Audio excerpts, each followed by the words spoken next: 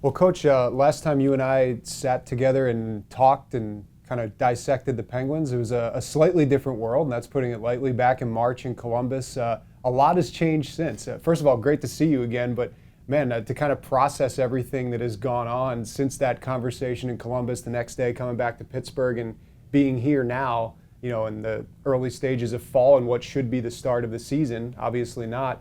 Very different time that we're in right now. Yeah, it really is. It's I don't think any of us could have imagined what has unfolded between our last conversation, Josh, and where we are right now.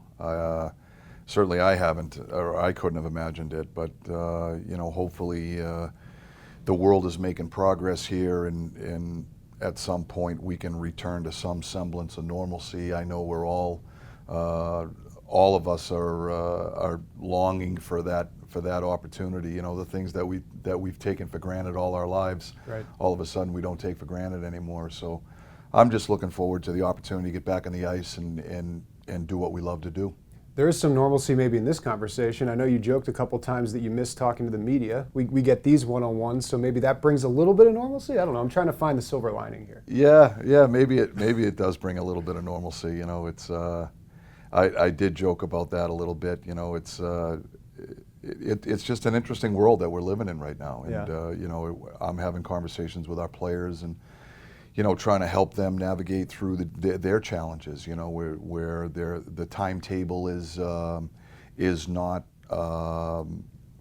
it's not direct at this point. We're not sure when we're going to start or how long training camp's going to be or what the season's going to look like, and trying to help the players put a training regimen together to try to train at this time of year for a starting point that we don't know can be a challenge. Right.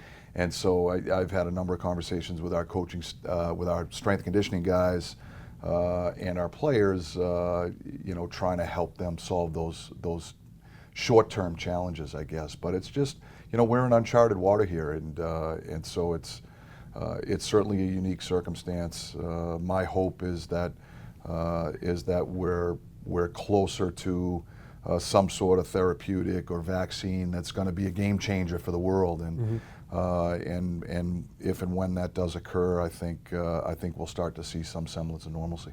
Well, as I said in the beginning, obviously a lot has happened since you and I last spoke, and one of the things that has happened is the season that was paused did come to a conclusion. I kind of wanted to start our conversation by going back before we get to where you guys are at now and approaching the uncertainty of the 2020-2021 season, by kind of wrapping up the 2019-2020 season. And it was a whirlwind, I think, from going to the flatness of those 3-4 months of not really knowing what was going to happen, to the return to play plan, to that warp speed training camp that you guys had in Cranberry before obviously going up to Toronto, and I'm sure having a much shorter stay than you anticipated. What's it been like kind of processing all of that as far as the fallout from the season, maybe the expectation that you had in coming back, and where the team ended up when it was all said and done? Well, it's it's something that I think about every day, and as a coaching staff and a management team, we always go through a debrief and a due diligence process where we're trying to learn through the experiences that we go through. And when you look at last season, and I guess this is part of the world that we live in pro sports. But when I look at our last season, there was so much of it that we were very proud of. And from my standpoint as the head coach, it was a real rewarding experience to watch our players overcome some of the challenges and find certain levels of success during the regular season. And but I think when the end result was, we lost in the first round in the bubble, that's huge disappointment, right? And we're all disappointed. Our players are, our coaches are, our management team. We're all disappointed. And for me, I try to look at things objectively and try to remove some of the emotion and say, okay, what can we learn from this? How do we grow and get better? What is it about this past season that we liked and we can continue moving forward? Because there was a lot more of it that we liked than that we didn't like. And I think that gets lost at this particular point, and I understand why. and that's just part of the world that we live in. But as the coach, there are only certain things that you can control. And for me, and I know you know this because I've talked about this ad nauseum, is just really what we try to focus on is the process. What can we control? How do we get better? And what can we measure and analyze? And what experiences can we learn from, the good and the bad? Mm-hmm. And that's the process that we've tried to go through. I think when you look at the experience that we had in the bubble, we're in a shortened series in 5 games against a real good team. And there's so much parity in the league right now. There's such a fine line between winning and losing. Right. Every team in this league is good. They all have good players. And I think sometimes there's this expectation that teams are just going to get run over, and it just doesn't happen in this league in today's game. Right. And I give Montreal a lot of credit. They played extremely well. Their goaltender was spectacular, and they were opportunistic. I thought for a lot of that series we played some pretty good hockey. I felt like after the first 3 games we probably should have won at least 2 of them, maybe 3, and so it just didn't work out that way. And so. The most disappointing part of the bubble experience for me was the last game we played, because I felt like we needed more push and we didn't get it. And that's on all of us. We all have to take ownership for it. But there's so much of that past season that I can look back on and be proud of, and we're trying to dissect it, to this day and figure out what are the lessons learned and how do we get better. And I think it's fair to say that, anytime, as you mentioned, when that's the last taste that you have in your mouth, that last game against Montreal, you go into the offseason with a bitter taste in your mouth because of the way the season ended. But to your point, there were a lot of positives. With that being said, I think Jim Rutherford was pretty straightforward at the end of the year, saying that he was going to, reevaluate the roster, reevaluate the situation, and it really didn't take him long to make any kind of movement as far as your team is concerned. And the first moves were amongst your coaching staff as he let go of Jacques Martin, Sergei Gonchar, and Mark Recchi. I know in the conversations that I've had with you and the conversations I've had with those guys that these weren't just your coaches and your assistant coaches. These guys were your friends. I mean, you won championships together. You've been through a lot together. So how difficult was that? I'm sure you were very involved in those decisions. How difficult was that to kind of, make that decision final and then move forward after you had to kind of step away from those guys that have been such critical parts of success of Penguins teams past? Well, from my personal standpoint, I can't even put it into words how tough it was. And these guys are really good coaches. They're smart people. They're good friends. Yeah. They're great hockey guys. They have a passion for what they do. They care about the Penguins. There's so many things about those guys that I love, and so that was a very difficult time for me on a personal note, and so, but as I say to the players all the time, that when expectations are high and you don't live up to expectations, then change is inevitable. Mm-hmm. And change happens on all levels.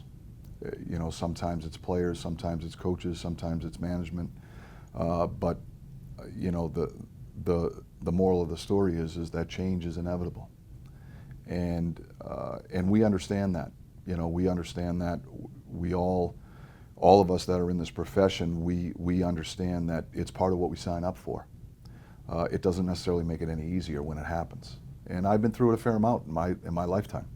And so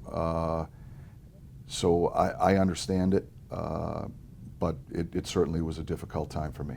And then beyond that, you obviously had to replace the coaches that were let go. You bring in a guy that I think Penguins fans are pretty familiar with, and Todd Reardon, who obviously was let go as the head coach of the Capitals at the end of this past season. And Mike Vellucci, who is down in Wilkes-Barre Scranton, has had a ton of success in the junior and American League levels, and obviously has a relationship with Jim Rutherford.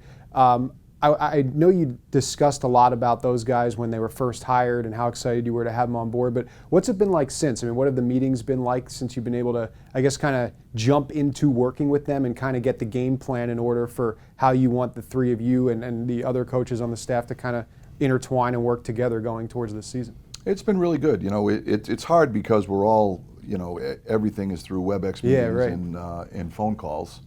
And so that distance aspect makes it a little bit challenging when you're trying to get to know one another on a personal level. And I think that's important. It's important for players and teams. It's important for coaching staffs. And so although I have a little bit of experience with these guys, and I certainly look forward to the opportunity to be physically together and to get to know one another even more.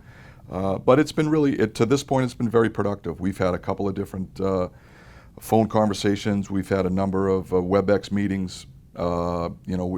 We go through at the end of every year, we go through a due diligence process where we look at the league and we look at our team. And I've done this every year with my coaching staff. I believe strongly in it. And so we're trying to figure out where the league is going. What are the evolutions of the game? What is some of the best practices in the league? What are some teams doing that we're not, that we might be able to do that might help us gain a competitive advantage?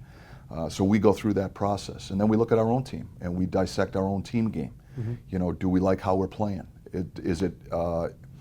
Does it fit the personnel group that we have? Would we make any changes? And so we're in the process of going through that due diligence process right now. And so I told my coaching staff that whenever we get the direction from the league on timelines on when training camp will start and how long training camp will be and what that's going to look like, then we are going to have in-person meetings a month in advance of that. So, but in the meantime, everybody on the staff is going through. They all have their own responsibilities in preparing presentations for those meetings. Right. In different aspects of our game, both our own team and the best practices in the league. So, for example, Todd Reardon's looking at power plays, and Mike Vellucci's looking at penalty kills, and I'm going to go through our team concept and share with them how we play in the details of our game. And then I'm listening to their ideas and what they might bring to the table and how we can tweak our game plan in order to gain more of a competitive advantage and become a better team. So that's the process we're going through right now, and I look forward to those meetings when we can get in the same room, even though it'll probably be with masks on and social distancing, but at least we're face to face, and we got an opportunity to share ideas in the same room and prepare. So when we come out of those meetings, we will have a detailed game plan on how the Penguins are going to play and what they're going to look like. Sometimes I wonder if the media makes too big of a deal about the aspect of players and coaches having previous relationships, but I also wonder in this kind of a situation if, a guy like Todd Reardon, who does know Chris Letang, Sidney Crosby, Evgeny Malkin, guys that were on this team when he was an assistant coach here, and Mike Vellucci, who coached Sam Lafferty and Anthony Angelo and guys of that nature and Wilkes-Barre Scranton, that little bit of familiarity that they have with current players on your roster, and then obviously you with the entire roster, if maybe that does help in a situation when you can't see each other and you can't physically have that one-on-one interaction and that player interaction, to have that background knowledge, does that actually make a little bit of a difference? I think it makes a big difference. When I look at a guy like Todd Reardon, I know he has established relationships with our core guys, and Chris Letang in particular, and has a very good relationship with those guys, and that can only help because it takes time to build trust and build relationships, and so the fact that he has established relationships already with these guys can only help us. Mike Vellucci has the same thing with some of our younger guys and our call-ups, and so I think these guys I'm really excited to work with them. I think they're smart hockey guys. I think they have a lot of experience they can bring to the table. I think they're going to challenge me as a head coach and try to enforce me to become a better coach through ideas and conversation, and I look forward to that opportunity to work with these guys. So, but the fact that they have established relationships with some of our guys already, for me, can only help us when we do get back to playing.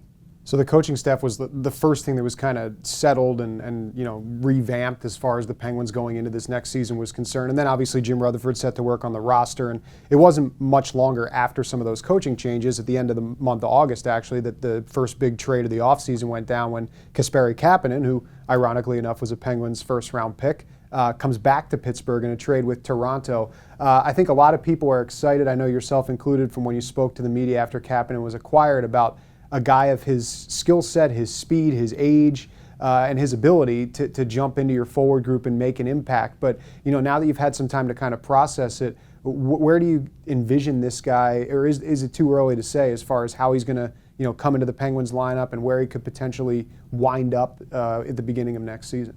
Well, I don't think it's too early to say. We certainly envision him playing a certain role in our top six. Mm-hmm. I would like to start him with Sid and Jake on that right side. We think he brings that speed dimension that I think is complementary to Sid and Jake's game, and he's shown an ability to finish. Right. He's scored 20 goals in this league. He has elite speed. He has good size, so he brings a size dimension to that line as well. So when we play in games that tend to be heavy in nature, I think Cappy's a guy that can help us in that capacity. And so we think his skill set could potentially be very complementary to Sid and Jake. We'd like to start him there. But as I always tell you guys, those things are etched in pencil. They're, Right. They're certainly not etched in stone, because sometimes how you envision a roster on paper and how it actually plays out aren't always the same. And so, it's like chemistry on a team. Chemistry is not easy to predict sometimes. And so, you're dealing with human nature, and human nature can be unpredictable. And so, these are conversations we have internally all the time. And, when we talk about bringing a guy into our locker room, what kind of guy is he, first and foremost? Is he going to fit into our group? Is he going to help our team culture, in how we go about our business every day? And then what kind of a player is he? Can he play the style of play that we're trying to play?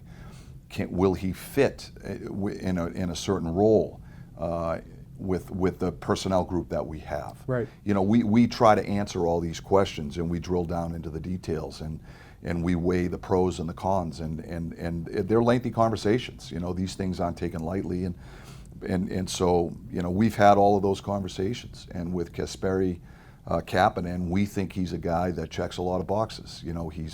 He's going to help our team speed. I don't think it's any secret that speed has been part of the fabric of the identity of this group. We still feel as though this is a team that can play a speed game. We're trying to surround our core with as much speed as we can.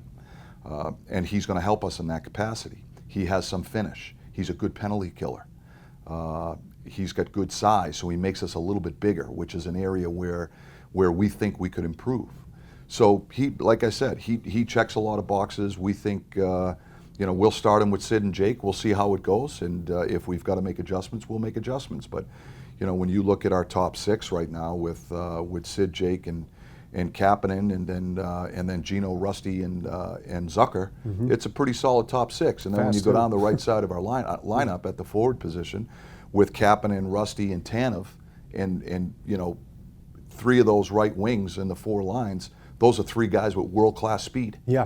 And so, we like that aspect of the makeup of our forward group. We think not only is it going to help us play a puck possession game, but it's going to also help us with a puck pursuit game and forcing turnovers and putting defensemen under pressure. And, as I say to our guys all the time, we've got to be a team that creates offense different ways. We can't just rely on one way to score, or, it can't be just off the rush or on the power play, for example. Right. We've got to be able to play a grind game too. We've got to be able to play a possession game off the rush, but we can't get stubborn when there's numbers back. We've got to be able to put pucks behind defensemen and establish a pursuit game, force turnovers, and create our offense that way. And so when you look at some of the moves that we've made, we think we've added guys that can help us in all those capacities. I think to your point, when you mentioned some of those things, especially guys maybe deeper in your lineup, you think back to that trade with Florida a month or so ago, where Colton Sevier, a guy that I presume would be an ideal bottom six forward for this team, and Mike Matheson, who I think it's fair to say had some struggles within the Florida organization in the last year, but clearly is a player that has a lot of upside, still is very young, great puck-moving defenseman. To bring those guys in, we'll get to the other side of that trade in a second in moving Patric Hornqvist to Sunrise, but to bring those guys in, maybe solidifying a little bit more of the depth aspect that you and Jim Rutherford have spoken about at the end of last season, and bringing in guys that in the roles that I would presume that you have an idea of them potentially playing in this Penguins lineup would fit pretty well. Well, we think so, and that was why Jim made the moves that he made. You know, these are difficult decisions; they're not easy, and I'll just say right up front that when you win Stanley Cups with a group of players, it has a unique way of galvanizing relationships with the people involved, and I can't tell you how much respect I have for the players that have won Stanley Cups in my tenure here. And, you know, and we're talking about a guy like Patric Hornqvist, that was an emotional day for me. You know, this is a guy that I love. He is a terrific person, first and foremost. He is, you know, he's been such a huge part of the Penguins' success. In helping us win Stanley Cups. He's a warrior. Mm-hmm. There's no other way to put it. He is just a warrior. But these are very, very difficult decisions. We try to remove some of the emotion in making these decisions and try to be as objective as we can. And ultimately, the question that Jim poses to us, that we try to answer is, are we a better team? Does it give us a better chance to win a Stanley Cup? And that's the question that we're trying to answer all the time. And so, you know, when you look at a guy like Matheson coming in, he's a real mobile defenseman. He has elite mobility. He can help us get back to pucks. He's going to help us get out of our end zone efficiently. He's got good size. He's got a long reach. He has a good stick. There's a lot of aspects of his game that we really like. And once again, he's a guy that we think can play the style of play that the Penguins are trying to play. Is he a perfect player? No. But having said that, there aren't a lot of them out there. Right. And so it's, you know, and I think sometimes it's easy to forget that these guys are human beings. We all have strengths. We all have weaknesses. As a hockey ops department or as a coaching staff, we try to look at guys for what they can do, not so much at what they can't do. And we're going to try to help them get better in the areas where they have deficiencies and they have weaknesses. But we're also going to try to put them in positions where they can play to their strengths and be successful. And in Matheson's case, we think this is a guy that has a whole lot of upside. He's a real mobile guy. He has elite skill when it comes to skating. And so if we can help him in some of the deficiencies of his game, help him improve in those areas, put him in positions where he can play to his strengths, then we think he's going to make us a better team. We mentioned deficiencies. Obviously, you're talking about his on-ice game, not in the fact that he's a Boston College product or anything like that? Well, that's just one more hurdle that I have to look by. You know, being a BU guy, it's never easy when we're surrounded by BC guys now. Right. You know, we got rid of one with Billy Guerin, so I know. but we brought in another. But it's always fun when these BC guys come in. We have a little bit of banter. Yeah, that's the good college rivalry aspect. And you know, you mentioned Patric Hornqvist, and you mentioned guys like that have won championships, and you know, as you said, the galvanized relationships. There was another big move this offseason, a guy that I think it's fair to say, you know, when you talk about your time with the Penguins, that you were kind of connected with in Matt Murray because of your time in Wilkes-Barre and then coming up to Pittsburgh in 2016 and him, you know, coming up with you essentially, and obviously the success that followed. I think a lot of people probably saw what was coming as far as that trade was concerned, not necessarily to the team or when it was going to happen, but that it probably would happen given the reality of the cap, the goaltending situation, what's looming ahead with the NHL.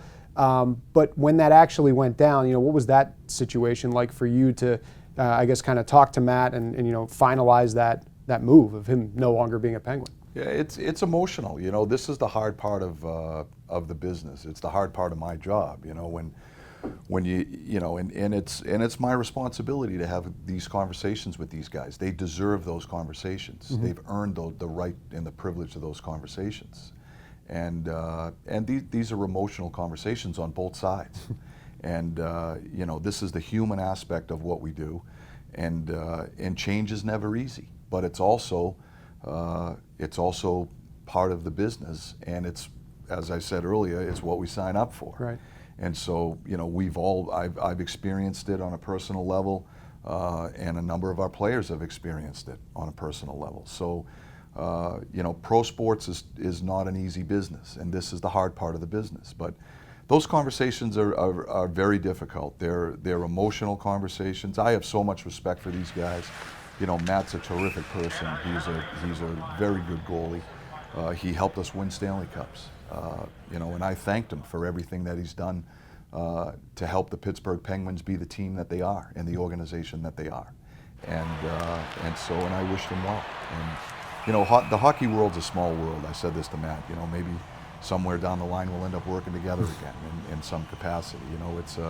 It's a small world. But these conversations that you're talking about are they're emotional conversations because, as I said, you build relationships with these guys. You care about these guys, right? And so they're hard for me. They're hard for me personally, but they're also essential, and I understand that, and these guys deserve those conversations.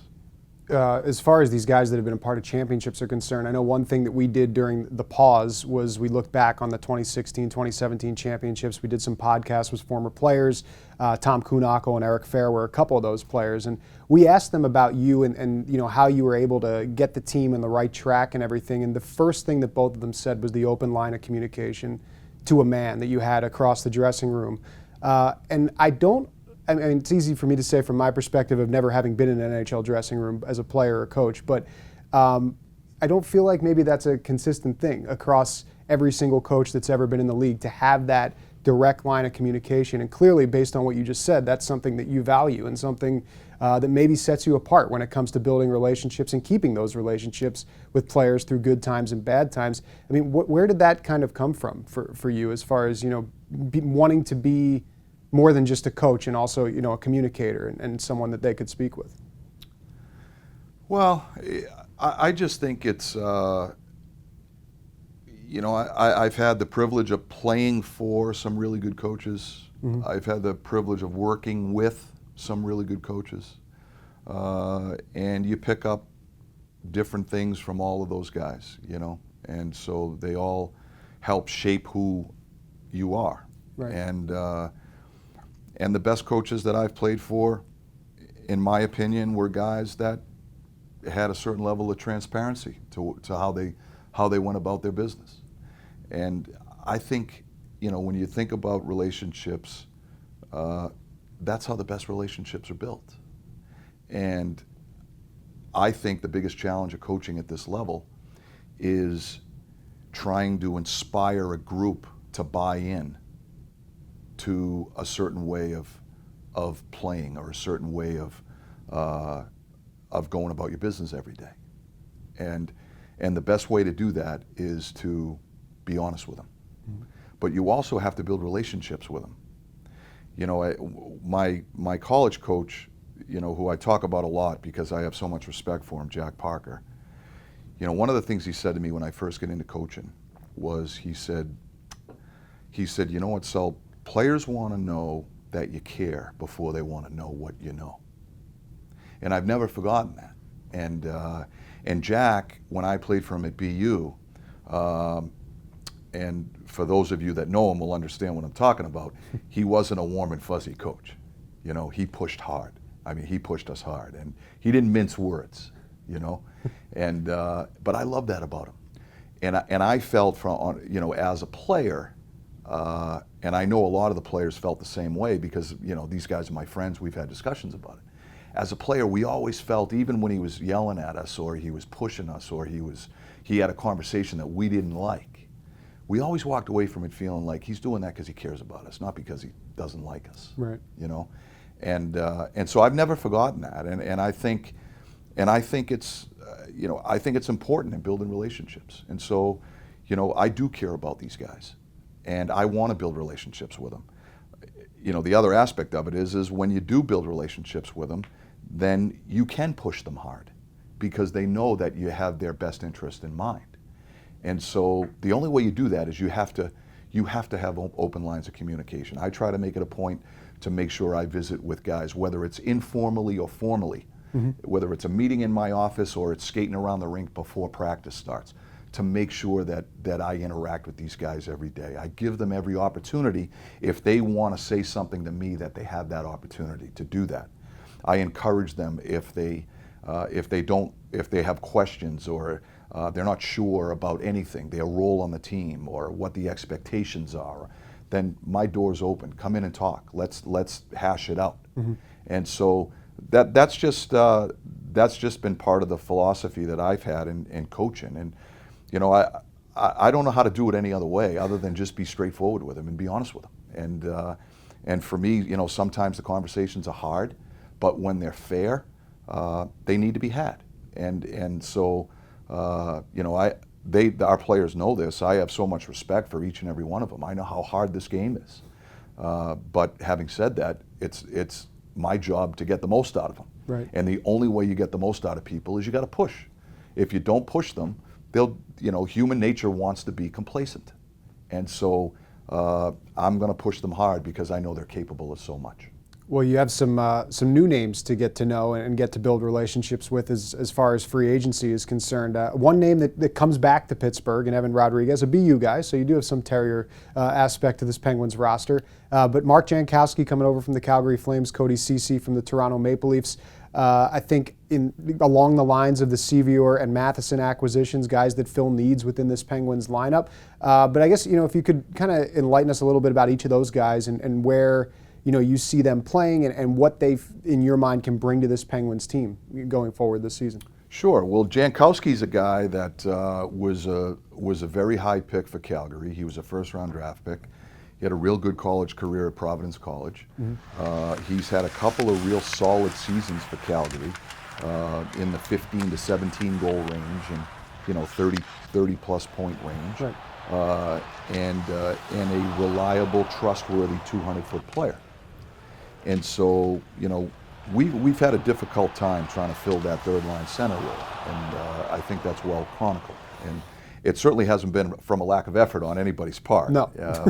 But having said that, it's you know, we've had a hard time filling that role, and it's such a vitally important role for our team, and we think Jankowski has a real good opportunity here where he could fill that role for us. First and foremost, he's a good, solid defending player. He can kill penalties. He can play against other teams' top 6 players. He can play in the defensive zone. He can get defensive zone starts. And so I think that's an important attribute to have when you're playing that third line center capacity for our team. And so it gives me the opportunity as the coach to take Sid, for example, out of some of those defensive situations where I can put him in more offensive situations, and it gives us a competitive advantage and gives him a chance to do what he does best. So first and foremost, you know, Jankowski brings that core competency to our team. Real good penalty killer on top of it, right? Good size, 6'4", so he's another guy that makes us a little bit bigger. But that's not the only dimension that is required to play that position for our team. And that's why it's a unique role, because we're not asking that guy to be a one-dimensional player or a single-dimension player. It's not good enough just to be a checker. You know, we want a guy that has an offensive component to his game, that has the ability to help us at both ends of the rink. And we think Jankowski has the ability to do that. Now, last year he scored 5 goals. It was a down year for him.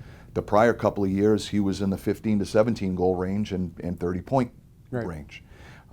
If he's in that range, then that's the type of player that we're looking for that can help us win championships, along with all of the, you know, the conscientious defensive play that makes us hard to play against that he brings to the table. So that's Jankowski.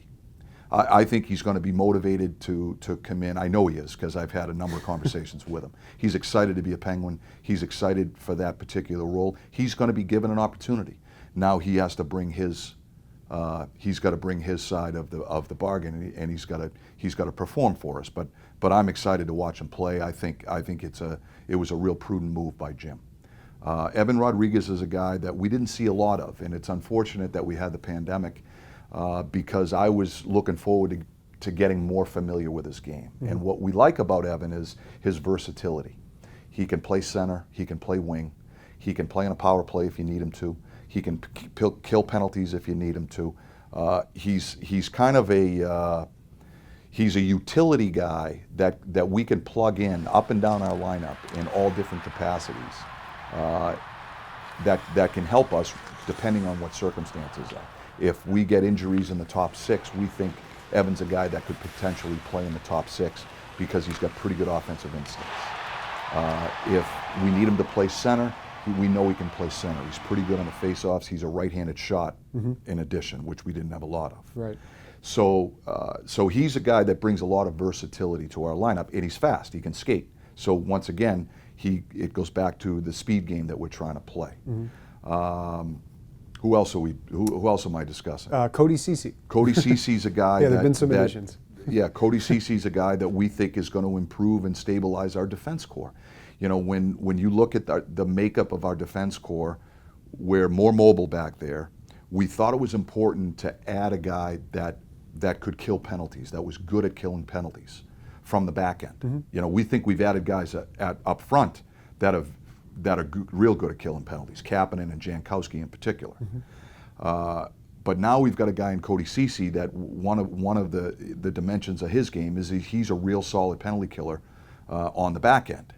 And so when you look at the makeup of our roster, we've got Dumo and Tanger that can kill. We have Marcus and John Marino that are works in progress killing penalties. Right. You know, we've gotten them involved, but they're works in progress. They're making great improvements, but they're guys that haven't I think arrived there yet.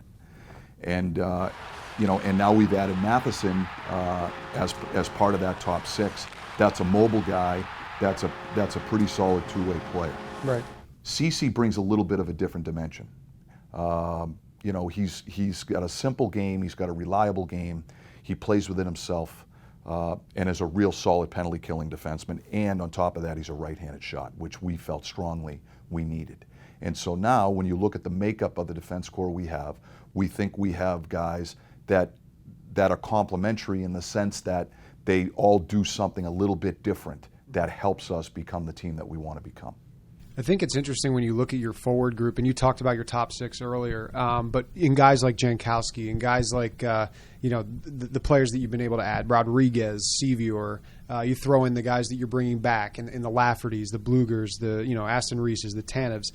This is no disrespect to guys like Patric Marleau or Patric Hornqvist, but it seems like those names that I mentioned to begin with seem more bottom 6 type of players that can play that role, understand that role, and maybe give you more valuable minutes in those roles. Is that kind of how you're looking at how things shake out when you envision your roster? Yeah, when we talk about our roster, we physically put it up on the wall and we look at it and we say, okay, what's the player usage going to be?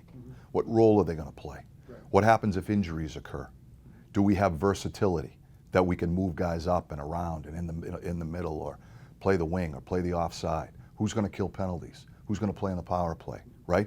These are all the questions that we try to answer when we're trying to fill that roster out. And so, you know, we physically put it right up on the wall and we talk about player usage and all of the questions that I just posed. Right. So when you look at the makeup of our roster as it is right now, you know, we feel strongly that the top 6 should be the top 6, you know, and so and when you look at our bottom 6, I'm not sure which one's the third line. Right, I agree. Right. Yeah. So we've got a bottom 6 that there's going to be some internal competition that's going to drive them to be at their best, which is something that we've always valued, is that internal push. And so, you know, we think we have the makeup that allows us to play to the identity of this team, and the versatility and the depth that if we hit bumps on the road from an injury standpoint, or inevitably it always comes our way, then we have to have the ability to move guys and maneuver to continue to put a competitive lineup on the ice night in and night out. And so when you look at the guys that Jim's acquired, they're not blockbuster deals by any stretch. I think they're prudent, calculated moves.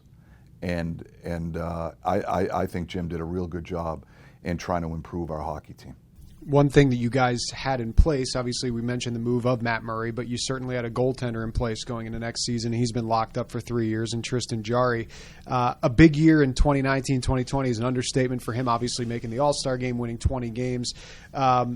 When you look at this season and beyond for him, obviously he's the starting goaltender coming into this year, and I don't think there's any question about that. But where are you looking to see the growth continue for him? Because I know a lot of times in talking to you and talking to Mike Buckley that it's been more about being a professional hockey player and what comes with that and growing as a person. But now he is the starter. Now he's the guy here. Where are you guys looking at moving into this season and beyond for Tristan Jarry? Well, we think the sky's the limit for Tristan. He is a really talented goaltender, and he's made big strides within the last couple of years. His work ethic, his professionalism, his consistency of performance, and I think it has a direct translation from his habits and his daily habits. Yeah. And Tristan and I have had this conversation since I had him in Wilkes-Barre, and so Tristan's grown up a lot. And he deserves a lot of credit for the work he's put in to bring his game to where it's at. Mm-hmm. And so, our expectation is that Tristan stays on that path. Now, I don't want to sit here and project where he's going to go, right? Because I think the sky's the limit for him. Mm-hmm. But that's up to him. And so, our expectation is that he's going to continue to strive and bring the necessary desire to improve and get better every day, and the willingness to put the work in each and every day. And as long as Tristan does that, I believe that he has the ability to be a premier goalie in this league. We'll look forward to seeing how this year and obviously the subsequent two beyond this one go for him as he signed that 3-year deal with the Penguins. A lot to touch on there as far as the roster was concerned and everything that happened, kind of, I guess, indicative of just how busy things have been in a not very busy time as far as game action and anything else really inside the rink is concerned for the Penguins.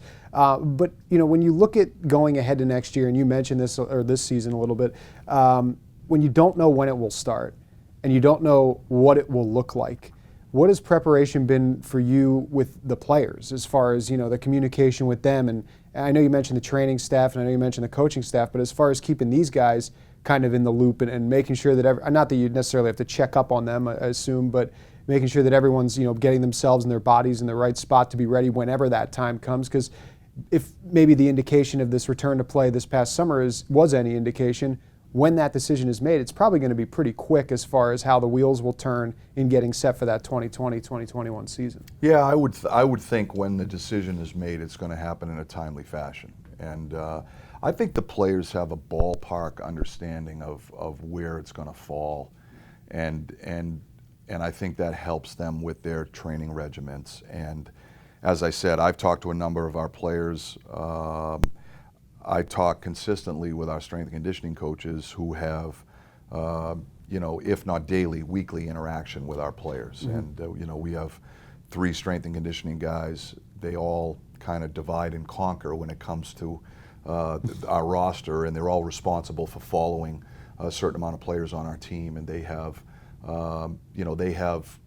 as I said, if not daily, at least weekly interactions with these guys and monitoring their training regiments and their progress, mm-hmm. and trying to advise them and help them navigate through the uncertainty of the timeline, for example, and right. Which makes it tough. I mean, there's no two ways about it. It's when you don't have when the goalposts are moving, it's not easy. So it's. But these guys are good pros, and I know they're all excited to get back and on the ice and playing, and they're doing the necessary things off the ice to make themselves and keep themselves ready. And so in some instances, and like I talked to our strength guys, with some of our guys, it's some of our younger guys, it's a huge window of opportunity where they have an opportunity to actually gain strength and build strength and maybe gain some weight and put on some muscle mass. Players like Marcus Pettersson or Jake Gensel or John Marino and mm-hmm. Players of that nature, that when you're playing an 82 game schedule with exhibition season plus playoffs, you're essentially playing over 100 games a year. Right. It's hard to make strength gains and muscle gains throughout the course of that year, and then usually the window to do that in the off season has been short, especially with the Penguins in the last 5 years. Right. So this has been a unique opportunity for some of our younger guys to utilize that to build strength, to build muscle, maybe put on a little bit of muscle weight. That's going to help them when they do return to play. And so we've had those conversations with those guys, and I know they're taking it seriously. They're trying to maximize this unique opportunity they have. I have a couple more questions for you, and then we're all set, Coach. Again, appreciate you taking the time. You talked a little bit about guys kind of figuring out how to get ready for next season and whatnot. For you, this downtime I think has been a little unique for everybody, and I know with some of the stuff that you're involved in that interests you away from hockey, the leadership and some of the coaching stories that you've come across and everything like that. Have you had a time and a chance to dive into that a little bit more? Maybe some books or anything that's jumped out at you that's kind of tried to help you out on that front? Yeah, I've always been intrigued by, different people, teams, organizations that have success. Mm-hmm. And so, and leadership's such a big part of it. And so, I try to, I think it's important that we're all trying to get better in our respective positions and grow as people and grow as leaders. And so, I do a fair amount of reading, and we've done things. We've already had the discussions. For example, during the pandemic stoppage, we had interactions with the Cleveland Indians staff and Terry Francona, and kind of interacting with them and sharing experiences. Right, we all have similar challenges. Right, and so when you have an opportunity to kind of listen to and learn from a guy like Terry Francona that's won World Series, and being born and raised a Boston guy, I might get myself in trouble here, but I was a diehard Red Sox fan growing up. It's hard to shed those childhood loyalties. That's a pretty iconic team, And so, and Tito was the guy that brought us the World Series, and so, I was to have the opportunity to spend some time with Tito and his staff. For me, was a great thrill. We've done some stuff with the Steelers. So we're always looking for those opportunities, myself included, and so I've done a fair amount of that. We've been on some some leadership discussions with some military people and things of that nature as well. So it's we're all trying to utilize this opportunity to grow and develop and get better, when otherwise we really wouldn't have that chance to reach outside our hockey bubble, so to speak. Yeah, fair enough. Well, I'm sure there are a lot of people in Pittsburgh that maybe view you, maybe you weren't the first one to bring the Stanley Cup to Pittsburgh, but in some people's lives you were, so as the head coach. So maybe you have a Terry Francona vibe to some people here. You never know. Well, that would be an honor to be in the same conversation as Tito. He's just a terrific person, and he's got great leadership skills. You talk about a guy that, he's a communicator. His players love him. He's a guy that really that really has taken that communication with his players to another level.